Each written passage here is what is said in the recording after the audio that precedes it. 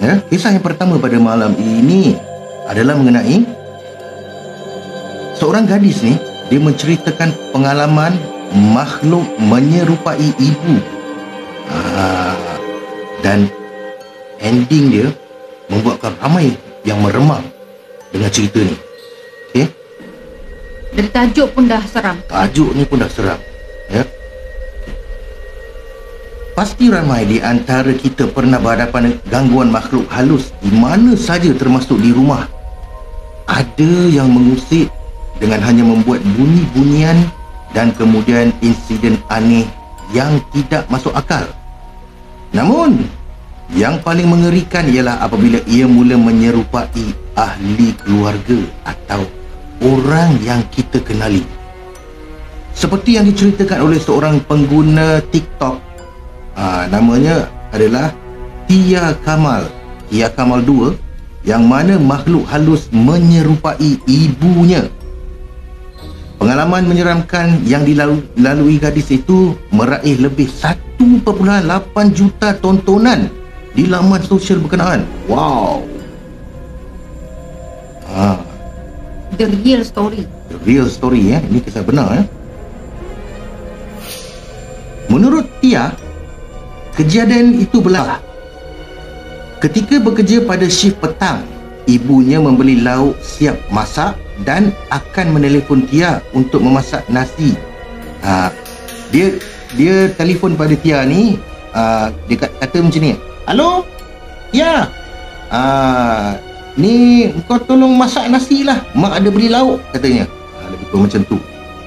Namun belum sempat melaksanakan arahan ibunya, Tia ni dia tertidur. Namun selepas bangun dari tidur, dia mendapati dia dapat lihat entiti seperti ibunya berada di ruang tamu. Kata je, saya lihat mak duduk di ruang tamu memakai kaftan. Kaftan apa? Baju macam baju masak kot. lebih kurang lah. Baju harian lah, baju harian. Jadi kata Tia ni, saya rasa lain macam. Tapi saya tegur mak bila dia sampai lah. Kata Tia macam ni. Okey, bagaimanapun si mak ni tidak menjawab. Tia kata, mak baru sampai rumah ke? Awal mak sampai. Tapi si mak ni tak menjawab pertanyaannya. Beranggapan ibunya marah kerana nasi belum ditanak. Jadi dia terus ke dapur untuk mencuci beras. Mak saya berdiri sebelah ketika di dapur.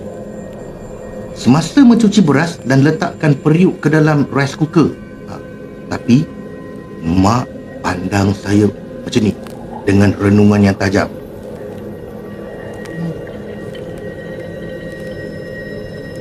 Muka profil tak seram lah, kan?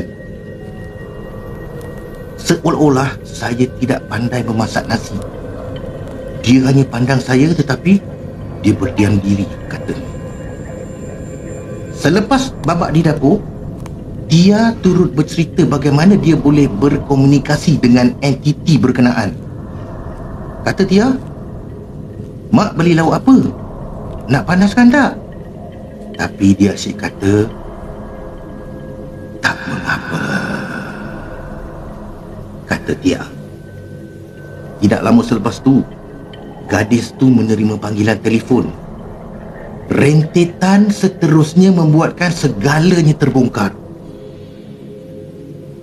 Mak saya yang sebenar menelefon minta saya turun ke tingkat bawah untuk membantu mengangkat barang. Saya tiba-tiba terfikir sesuatu dan lihat ke arah ruang tamu. Entiti itu sedang berdiri menghadap ke arah tingkap, ceritanya. Dia dalam keadaan menggeletar ketakutan terus bertindak keluar dari rumahnya. Bagaimanapun, ketika membuka pintu, makhluk tu sempat bertanya. Dia tanya pada Tia ni, hendak ke mana? Gadis tu terpaksa berbohong bahawa dia ingin ke kedai, katanya. Tia mengambil keputusan berada di luar rumah sehingga maknya pulang. Namun dalam masa yang sama, dia tetap mengendap ruang tamu rumah melalui tingkap. Ketika tu dia dapat melihat susuk makhluk itu sedang berdiri kaku. Selepas 5 minit, makhluk tu menoleh ke arah saya di luar tingkap dan berkata,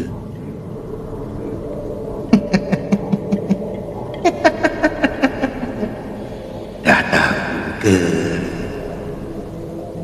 Susulan dari itu, Tia tidak dapat mengawal perasaan, terus menangis ketakutan.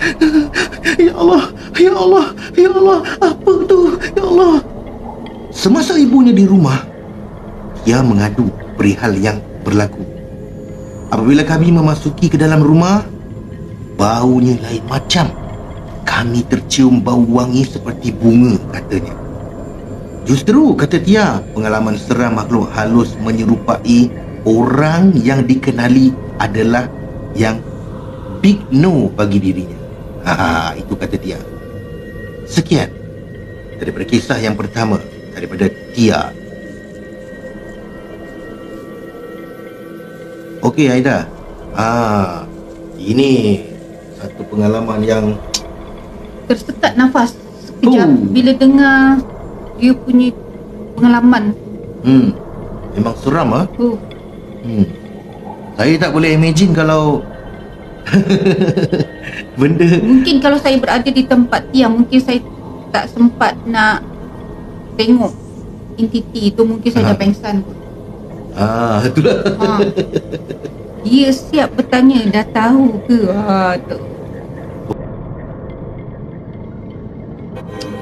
Okey, tadi apa Aida kata pernah ada apa Aida pernah ternampak yang makhluk yang menyerupai siapa, kawan ke, ahli keluarga ke, atau macam mana? Pengalaman saya benda yang menyerupai anak sendirilah. Semasa berada di rumah. Ketika tu saya baru balik daripada kerja. Waktu petang lah, baru balik daripada kerja. Biasalah masa tu anak masih bersekolah. Biasa anak sekolah pagi dan dia balik tengah hari, memang akan stay di rumah lah. Akan stay di rumah. So bila petang, setiap petang balik kerja tu dia memang ada di rumah. Pada hari tu seperti biasa, saya balik kerja dan panggil dia lah. Panggil macam biasa, panggil minta tolong bukakan grill pintu. Sebab kebiasaannya bila sebelum pergi kerja kita akan pesan pada anak-anak. Setiap kali berada dalam rumah, ketiadaan mak atau ayah, pintu grill hendaklah dimanggakan siap-siap lah untuk keselamatan. Pada hari tu seperti biasa, saya panggil anak untuk buka grill pintu, dan macam biasa dia pun buka grill pintu, dan saya pun menyusul masuk ke dalam rumah. Masa saya nampak dia tu, rambut dia tengah mengurai lah. Rambut dia lepas macam tu. Masa tu rambut dia memang agak panjang lah, melepas paras pinggang. Tapi kita pun tak syak apa-apa. Kita pun masuk, dia pun masuk mendahului daripada saya lah, masuk dalam bilik. Jadi memang kita yakinlah dia yang bukakan grill pintu, sebab tu dah menjadi rutin. Bila saya letakkan barang-barang atas dalam bilik dan saya bawa hantar barang ke dapur, masa tu saya tergerak hati nak masuk bilik. Bilik anak lah. Sebab itu dah jadi satu kebiasaan. Bila sampai rumah, kita letak barang apa semua, kita nak tengok keadaan anak macam mana kan. Bila saya masuk dalam bilik anak, saya tengok dia tengah tidur. Dia tengah tidur. Jadi saya pun pelik lah. Ada dua perkara yang saya pelik. Pertama, saya pelik kenapa dia dalam sekejapan dah tertidur. Kedua, baju yang dia pakai masa buka grill tu tak sama dengan baju yang dia pakai waktu tu. Tak sama. Masa dia buka grill tu, dia pakai baju t-shirt warna kuning. Tapi keadaan sebenarnya masa dia tengah tidur tu, dia pakai baju t-shirt bercorak. So saya gerakkan dia, saya bagi tanya, baru tidur ke atau macam mana? Dia pun tanya, mak dah sampai? Dia tanya balik, mak dah sampai?